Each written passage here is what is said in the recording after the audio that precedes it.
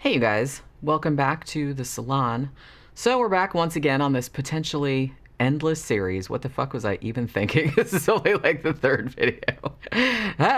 Yeah, so what I'm doing, if this is the first one that you've seen, I'm going to break down my 5 favorite horror films released every year since I was born.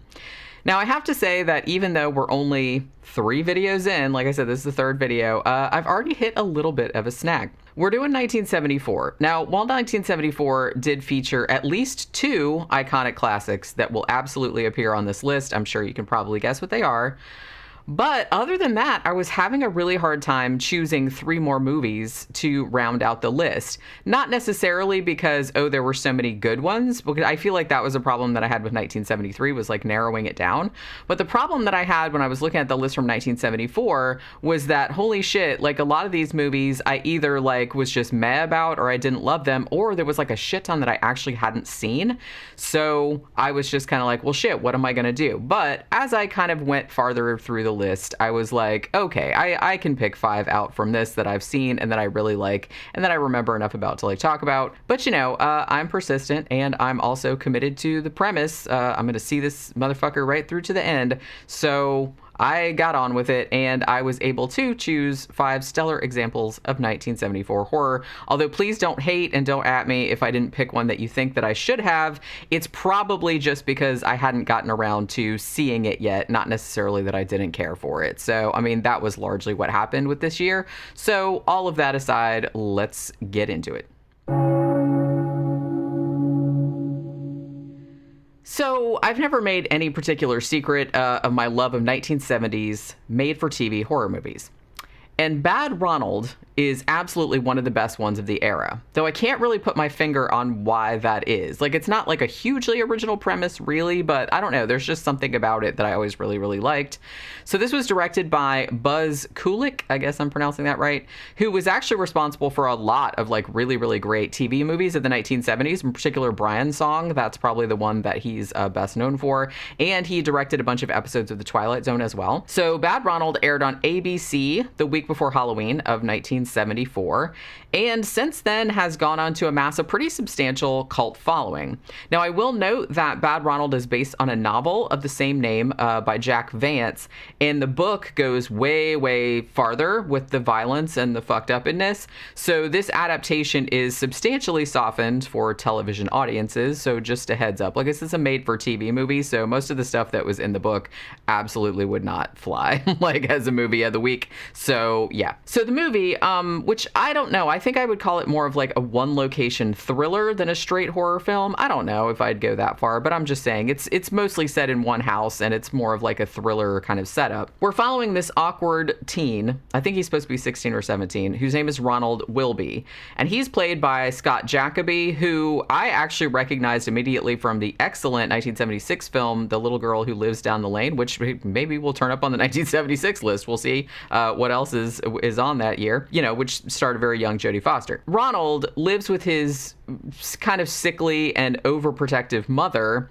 in this gorgeous old Victorian house. So, dear old dad divorced mom like a decade ago and doesn't really seem to give a whiff of a shit about his son at all. Basically willingly cut off all contact with him in lieu of having to pay child support. He's like, yeah, bye, not my kid. So yeah, he did that kind of runner. Ronald seems like, at first, like an okay kid, but, he's kind of geeky, and he's really into fantasy. Not that there's anything wrong with either of those things.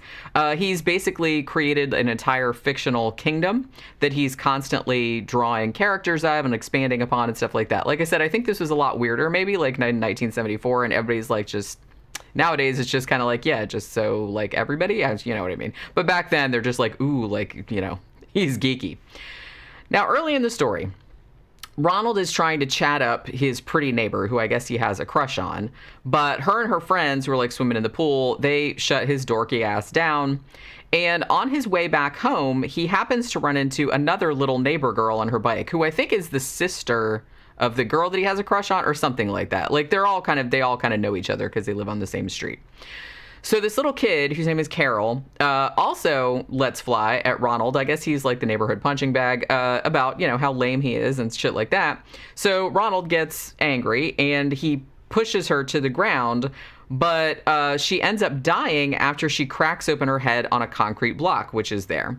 Now, in the book, she actually dies while he's trying to rape her, but the movie kind of pulls its punches in that regard, making it look a bit more accidental, so that it's not, so I guess so you don't see him as like completely monstrous. You know what I mean? Maybe they're just saying, well, we don't want him to be like Bad Ronald, like right in the first 5 minutes of the movie. We want to build up to the shit. But yeah, in the book, he actually was trying to rape her, and then she died in the course of that. So in this one, it's kind of more accidental, like I said. So he panics and he decides to bury the girl's body because he believes, probably rightly so, that the cops won't buy that he actually didn't mean to kill her. So back home, Ronald pretty much immediately confesses what he did to his mom. And because she doesn't want to lose him, I guess because that's like all she has left, she proposes something a little batshit. She says, we're going to hide you in this kind of like small room bathroom type combo, whose door she ends up like concealing behind some wallpaper. So like you can't see it. So she's like just making him a secret room. Now he can get in and out through this sliding hidden panel in the pantry. So she can still like open it up and talk to him and bring him food and things like that. So it's not like he's like trapped in there and he can't come out and all that kind of stuff. Now the cops come to the house to investigate Carol's death. And mom pretends that she doesn't know what happened. And it's like, Ronald just ran away for some reason. I couldn't imagine why. Now, Ronald, on purpose, left behind the jacket that he'd been wearing when he killed Carol, and, which is like all torn and has blood on it. And he also had the brilliant idea to leave a note behind for his mom saying, I did something terrible and I'm basically skipping town. So mom acts devastated when the police tell her, hey, Ronald probably killed a kid, but she's adamant that she has absolutely no idea where he is or where he could have gone to.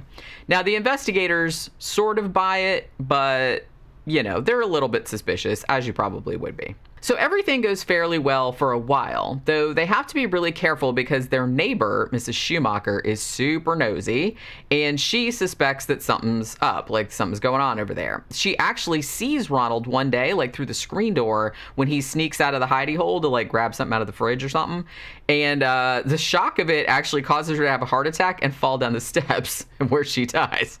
So Ronald, at this point, like pretty resigned, is just kind of like, well, shit, they're going to blame that on me now, too. So he has to like drag her into the backyard and bury her as well. The murders are like really stacking up at this point. Not too long after this, Ronald's mom goes in for what she thinks is routine gallbladder surgery and unexpectedly dies, leaving Ronald in the house alone, kind of just creeping around behind the walls. Now, eventually, a new family moves into the house, being none the wiser that there's like a creepy kid murderer like running around behind there. And all the while, Ronald is spending his days retreating farther and farther into this fantasy world that he's created, like drawing all these pictures and stuff. He's kind of showering less and less to avoid alerting the family to his presence. So he's getting grubbier and grubbier, and he has like paint and pastel and shit like all over him. And he's also taken to like poking holes in the walls so he can train his pervy eyes on the family's 3 daughters. The oldest of whom is actually played by Lisa Eilbacher, who most will recognize as Jenny from Beverly Hills Cop. Oh, and incidentally, her boyfriend in this movie was played by Teddy Eccles, who Mystery Science Theater fans, such as myself, will immediately remember from his unforgettable performance as Davy in the 1970 TV movie San Francisco International, where he caused his parents' divorce. If you see that episode, you know what I'm talking about. It's so great. Now, as TV movies go, this one is remembered fondly for a reason, and I will say that it is a lot better than San Francisco International, since I just brought that up. It's not nearly as fucked up as the book is. I mean, the book is like way more out there. There's kind of pedophilia and rape and all that other kind of stuff, which it's not really like that in the book. Like, he's a villain in the book for sure, but it's pretty low-key villainry, I guess. But I will say that it does have like some really good acting performances, and it's like a really entertaining entry in the creeper hiding in the house subgenre of horror. So, if you haven't seen it, absolutely check it out. So this here Canadian classic was undoubtedly a massive influence on, most notably John Carpenter's Halloween, and thus on the slasher subgenre as a whole. Now, I wouldn't necessarily call Black Christmas the first slasher movie, like at least as we understand the tropes of slasher movies. I would probably give that particular crown to Mario Bava's Bay of Blood, aka Twitch of the Death Nerve, which actually like had a lot of the tropes, a few years before Black Christmas came out. But if you want to argue that maybe it was Psycho or Peeping Tom or something like that, then I'm not going to argue with you. But I'm just talking about like slashers as people understand the genre, like in the late 70s and 80s. I kind of feel like Bay of Blood is the first one, but Black Christmas was probably the first one that was like widely released that like a lot of people saw.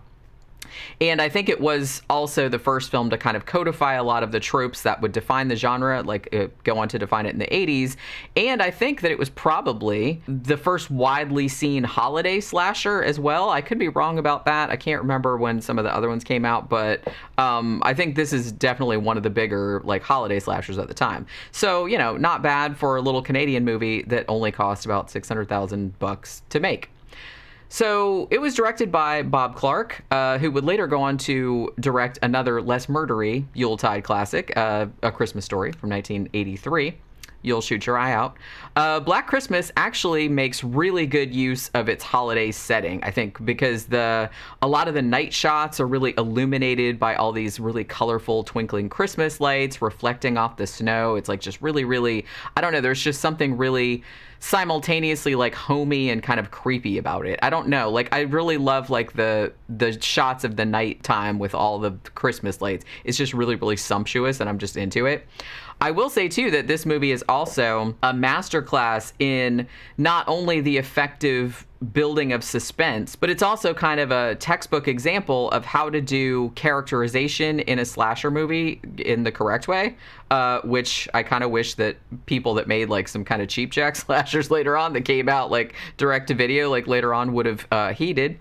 Because there are a lot of cannon fodder characters in Black Christmas, as there are in most slashers. I mean, that's what you pay to see. Like, you pay to see, like, people get killed.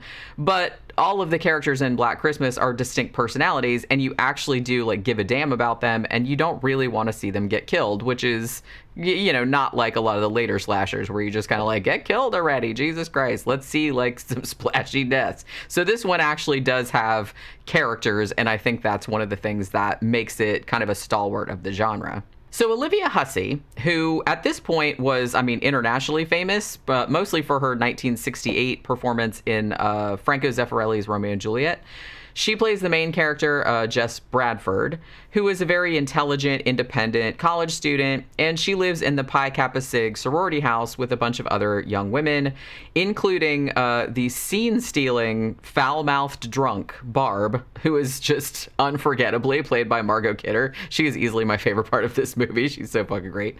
You also have the sort of bookish and wisecracking Phil, who's actually played by Andrea Martin from, most famous from SCTV, and you have like kind of the younger, naive student whose name is Claire, and she's played by Lynn Griffin. And she's the one that actually ends up being the first one that sort of falls victim to this mysterious killer that's stalking the sorority house. So the sorority sisters start getting these exceedingly disturbing, obscene phone calls from a guy who pretty much all he does is screams and moans and says all kind of crazy shit before finally threatening to kill them.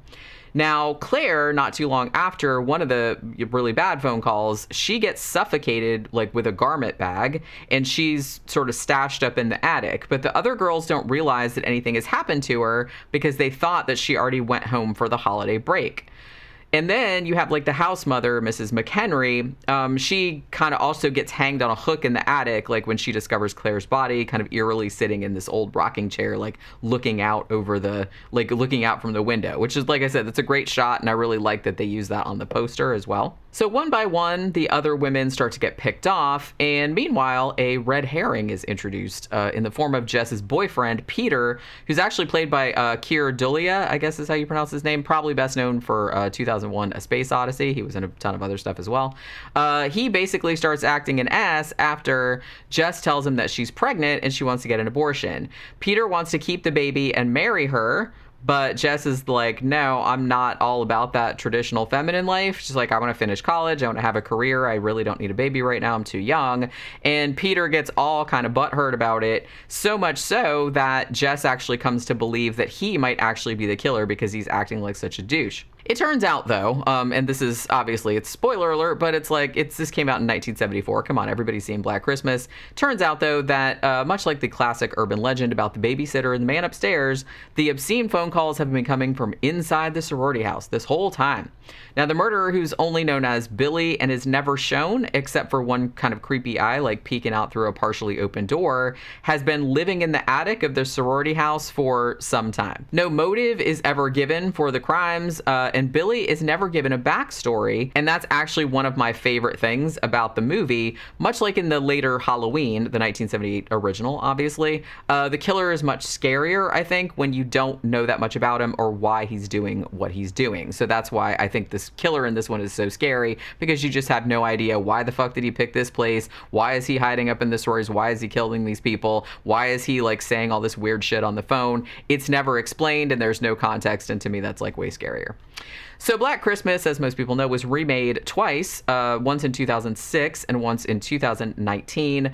But to be honest, I mean, the 1974 OG is just difficult to top. And even though it got really mixed reviews at the time of its release, it has since gone on to be recognized as really one of the quintessential horror films of the 1970s and easily one of the most influential, particularly in regards to the slasher subgenre. So it might be weird to say this, but the American murderer and grave robber, Ed Gein, is kind of like the gift that keeps on giving to creators of horror media. The dude was the loose inspiration for Norman Bates in Robert Bloch's Psycho, which was obviously adapted into Alfred Hitchcock's 1960 masterpiece, for Leatherface in the Texas Chain Saw Massacre, which, spoiler alert, will of course be turning up later in this video, and for Buffalo Bill in Thomas Harris's The Silence of the Lambs, which was of course adapted into the Oscar-winning 1990 film of the same name. There was also a black comedy starring Steve Buscemi called Ed and His Dead Mother that came out in 1993. And one could also argue that the 1972 Grindhouse movie, Three on a Meat Hook, was kind of partially inspired by Ed Gein, that mild-mannered, mother-loving Wisconsin weirdo. But amid all of these noteworthy films, one of them seems to usually get lost in the shuffle. And oddly enough, this largely forgotten relic of a movie was, at least at the time of its release, the most accurate account of Ed Gein's actual crimes, though of course some artistic license was taken. The movie I'm talking about is 1974's Deranged. So this movie was funded by an American production company, but actually shot in Ontario, Canada, with a mostly Canadian crew.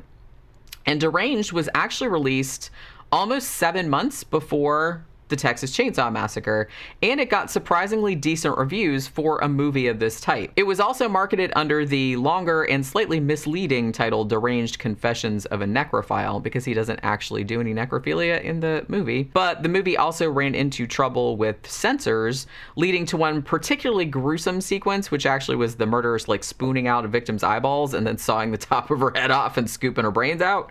That was cut out of the movie entirely, and I think that it hasn't been restored. You can see it obviously like in kind of shitty quality on YouTube and stuff, because it is there, but they haven't put it back into the movie. For whatever reason, the movie actually seemed to vanish off the face of the earth like shortly after its release, which probably goes a long way toward explaining why not that many people remember it.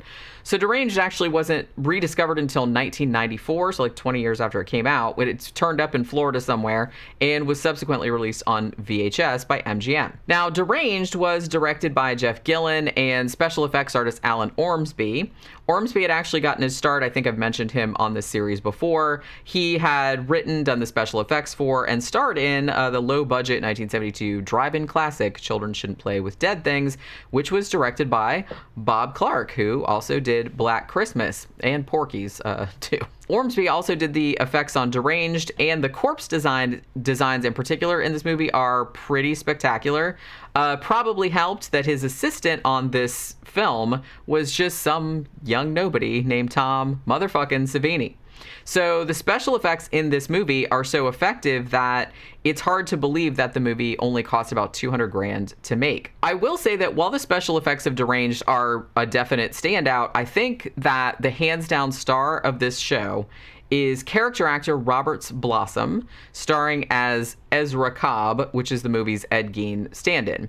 Now, I immediately recognized this guy as George LeBay from John Carpenter's 1983 adaptation of the Stephen King novel Christine, but I feel like probably his best-known role nowadays is Old Man Marley in Home Alone. I mean, in this movie, he just like inhabits this role so completely that there were times that I forgot that I was watching an actor, and it's really an amazingly subtle and like skin-crawling performance in a movie that you wouldn't necessarily look to for acting of this caliber. So the movie actually opens with a narrator warning the viewer that the story you're about to see is true, that the details are not for the squeamish, yada yada.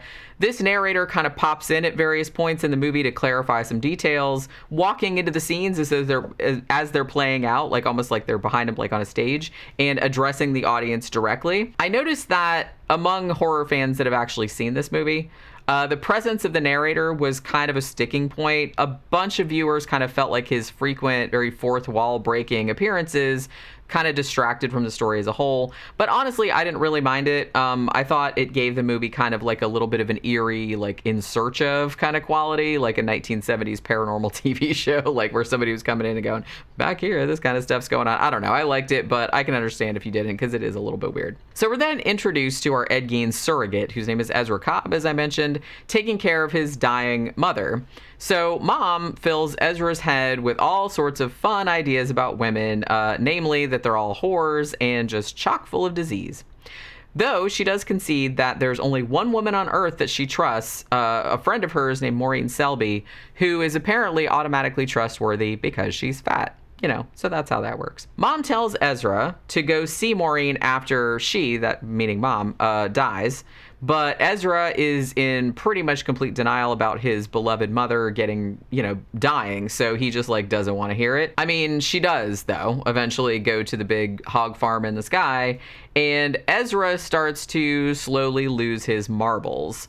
He's basically like insisting to his neighbors at the funeral that his mom's not dead, she's just sleeping, and acting like, oh, she's just away on a trip that she'll be returning from at any time. So he's clearly like a little bit, So a year goes by, and finally Ezra has succumbed to the crazy so much that he believes that he has to go dig up his mom and bring her back to the house to keep caring for her, because she's like talking in his head like, hey, why are you leaving me out here in the cold, blah blah blah. Now, as I mentioned, the movie does take some artistic license with the real story of Ed Gein, and right here is a prime example, because Gein never actually did dig up his mom, though he did dig up a bunch of other people, so, I'll give the movie a pass. It's not really that much of a stretch. So once Mom, is back in her bed, the none too bright Ezra stumbles upon the idea, it's a brilliant idea, really, he's going to dig up other people's corpses in order to get spare parts to fix up his mom. Because Mom's been in the ground for a year and she's not really looking too hot anymore. Now, the hilarious thing about Ezra in this, much like his real life counterpart, Ed Gein, who wasn't the sharpest tool in the shed, Ezra is like too dumb to really understand that what he's doing is weird. So he basically just blurts out his plans about digging for extra parts to his neighbors, like friends and stuff. Yeah, I gotta go in there and that's pretty handy. Of course, they don't like think that he's serious. They just think, oh, good old Ezra. He's always like kidding about digging up body parts and stuff like that. What a crazy loon. You know what I mean? They just think he's joking. So yeah. So shortly afterward, though, he's absolutely not joking. Spoiler alert. Ezra has cultivated quite a collection of bodies in his house. His neighbors, who kind of they like the dude. They don't know what he's up to. And they're worried that he's always cooped up in his house all alone. Little do they know. They suggest, why don't you go out and find a nice lady, find a nice woman to look after you, Ezra. So because he doesn't know any women, he decides he's going to take the advice of his mom and goes to see Maureen Selby, the one who is trustworthy because she's fat. And she ends up actually vibing with Ezra because she also talks to her dead loved one, in her case, her deceased husband. In this great scene, it's funny, but it's also like pretty grim. It's exactly like the kind of humor that I like. It's just like black comedy. So there's a scene where Maureen ropes a completely clueless Ezra into a seance that she's basically specifically set up in order to get into Ezra's oh-so-sexy coveralls. The seance actually doesn't end up going all that well, at least for Maureen. Actually, Ezra, racks up his first kill. That's like his first victim. Now, this is another juncture in the movie where the fiction deviates from the reality somewhat, as Maureen is actually not based on one of Ed Gein's real victims, but is a completely fanciful creation just for the movie. From there, though, the movie actually follows the real timeline of the Ed Gein crimes like pretty closely. The only major deviation being the choice to make the two subsequent victims like much younger than they were in real life, which I guess I can see because, 70s movies, they wanted like young hot chicks instead of, older like or middle-aged ladies that were maybe not so perky anymore. The murder of the final victim, Sally Mae, who was based on the real-life victim, Bernice Worden, is also kind of extended significantly from the real crime. Sally escapes at one point, and then gets recaptured and butchered, which didn't happen in real life. I'll note as well that despite the movie's claims to being, based on a true story, if anything, it actually downplays, what the shit that Ed Gein really did. It does kind of feature in the movie, it does kind of feature skull bowls. There's a violin that's made with cat gut that's human gut essentially, and there's a cane in there that's made from a human femur, but they don't put in the nipple belts or the boxes of vulvas or any of the stuff that they found in real life Ed Gein stuff. So it's they could have done that, but maybe they were bro, that's a little bit too far. So I will say that Deranged was actually a pretty pleasant surprise for me when I watched it. I think I was kind of expecting some horribly cheap exploitative trash film, which I said, no hate. I like that kind of thing too. But the movie was actually a lot better than I was expecting. Now, its low budget is pretty apparent, and some of the acting was a little bit off. Other than the main characters. But I have to say that the movie as a whole is really elevated significantly by just beautiful, flawless special effects work. That's Alan Ormsby and Tom Savini, particularly the corpses, which look disgusting and great. There are actually some pretty scary sequences in this, and like I said, I'm gonna say again, Robert's Blossom as Ezra Cobb, slash Ed Gein, is amazing in this. It's just so great. I will also say too, and I think I kind of implied this earlier, but I think the movie really benefits too from having this kind of pitch black humor to it. So it has a blackly humorous stripe, and I really like that. I will say it's a little bit slow to get started. But once Ezra's mom kicks the bucket, the movie's off to the races and is just entertaining from all the way through from there on. It's not quite the classic that Texas Chain Saw Massacre is, but you can say that about most movies. But it is absolutely definitely worth watching, and it really does deserve a much wider audience. So it's pretty difficult not to love a movie about a killer mutant baby. And director Larry Cohen, who made a bunch of good stuff, but notably God Told Me To, The stuff like that. He kind of made the definitive killer mutant baby movie back in 1974. As far as I know, there hasn't been a better one since then, although if you know of one, let me know. Like much of Larry Cohen's output, It's Alive is pretty low budget, and given its premise, it has the potential to be really tasteless, but is actually miles better than it really has any right to be. It has this satirical edge with some very pointed social commentary, has awesome creature effects by horror legend Rick Baker, and an outstanding lead performance by John P. Ryan as the murder baby's dad. Seriously, if they gave Oscars specifically for horror movies, this guy's just really nuanced, tortured performance should have absolutely got one. I think it would be a close race between him and Robert's Blossom and Deranged, because they're both just way better than the material. Even I don't want to say better than the material deserves, but it's better than you would expect for a movie like this. So the story of It's Alive follows Frank and Lenore Davis, who are just kind of a regular middle-class couple in Los Angeles. Now, they already have one 11-year-old son named Chris, and they now have another kid on the way. Lenore's fixing to pop. We find out that there was some indecision initially whether they wanted to keep this baby, but now they both seem just tickled pink about it, and they happily drive off to the hospital when Lenore starts to go into labor. Now, Frank is confident that everything is going to be totally fine. He breezily tells his son, hey, having a baby, that's a trick your mom does every 11 years, which I thought was a great line, actually. Another great line in it, too, is like the kid is just kind of like, well, just be sure to save me one of the puppies or something like that, which I just thought that was really funny. But yeah. But he says stuff to him like, oh yeah, women used to die in childbirth a long time ago, back in the bad old days, but not anymore. I'm just like, okay. Yeah, but I was just like, it's still a little satirical stuff like that I like. So Chris gets sent to stay with a family friend or uncle. I don't think they ever say like what the relationship there is. I think Wikipedia says he's family friend, but I thought he was the uncle. I don't know. But he goes to stay with his name is Charlie, while the kid is being born, while the baby's being born. Now, once Frank and Lenore arrive at the hospital, everything appears to be going by the book. Everything's copacetic. Frank hangs out in the lounge with all the other expectant fathers, and their discussion, very significantly, kind of touches on air pollution, like how bad the smog is, and pesticides. Like one of them is an exterminator, and is talking about, we have to use like worse and worse pesticides because the bugs are getting immune to them and shit like that. In the labor room, though, Lenore is having a hard time. And she's repeatedly telling the doctor that something is wrong, but he keeps dismissing like whatever she's saying. Although he keeps like casually commenting to the other medical personnel in the room, oh my God, this kid's head is like enormous. I've never seen a kid with a baby with a head this big. And he's like talking like she's not even there. You know what I mean? It's like super weird. So this kid pops out the womb. And he's a little bit cranky, it seems like, because he gruesomely kills everybody in the birthing room, except for his mom, Lenore.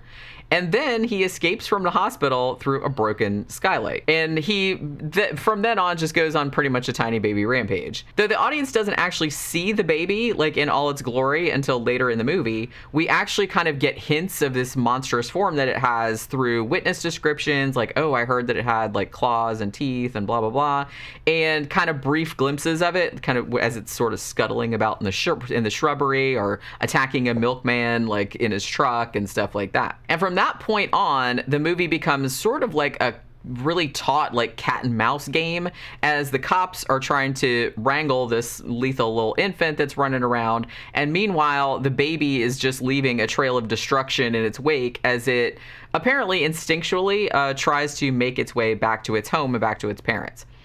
Now, Frank actually gets fired from his job at a PR firm because of the bad publicity surrounding the mutated kid, and the media also jumps all over Frank and Lenore, essentially blaming like their fucked up genes for producing this horror as though they had any control over it.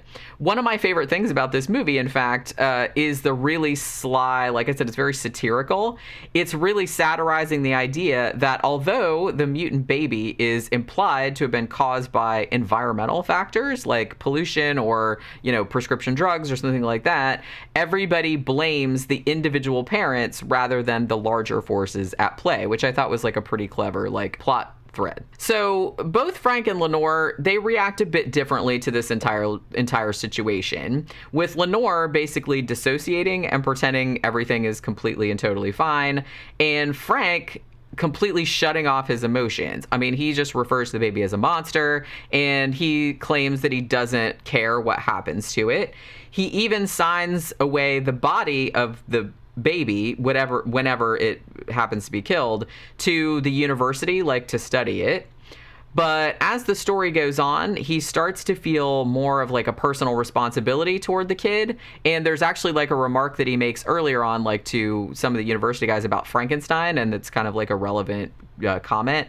And he starts to become convinced that he's the one that actually it has to take the responsibility and destroy it. But when he finally comes face to face with his mutated offspring, his protective parental impulses kick in, much like the end of Rosemary's Baby.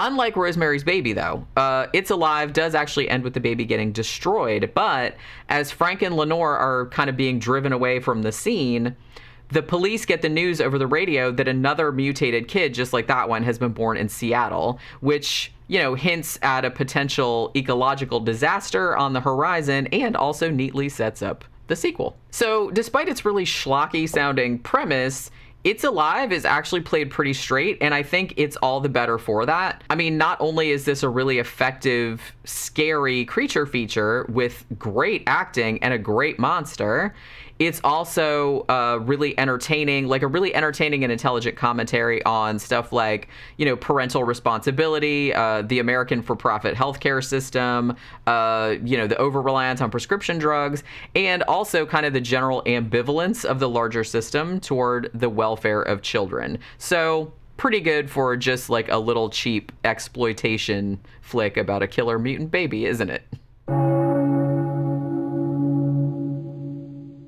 So you knew this one was going to have to be on here. Like I said, I think it's the law. So Ed Gein making another appearance on the list, sort of.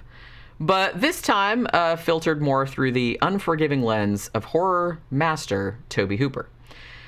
So it's kind of hard to say anything about the Texas Chain Saw Massacre that hasn't already been said, since it's basically one of those movies that's been permanently carved onto the horror Mount Rushmore and has spawned an entire franchise that's still continuing half a century later, which is amazing. Now, while the opening narration claiming that the film is based on true events is not really true, which actually Tobe Hooper has stated he did that on purpose to sort of like make a comment about how audiences in the 1970s were becoming less inclined to believe what they were told by those in power because of, you know, Watergate and Vietnam and stuff like that. The way the movie is shot gives it this really uncomfortably scuzzy verisimilitude.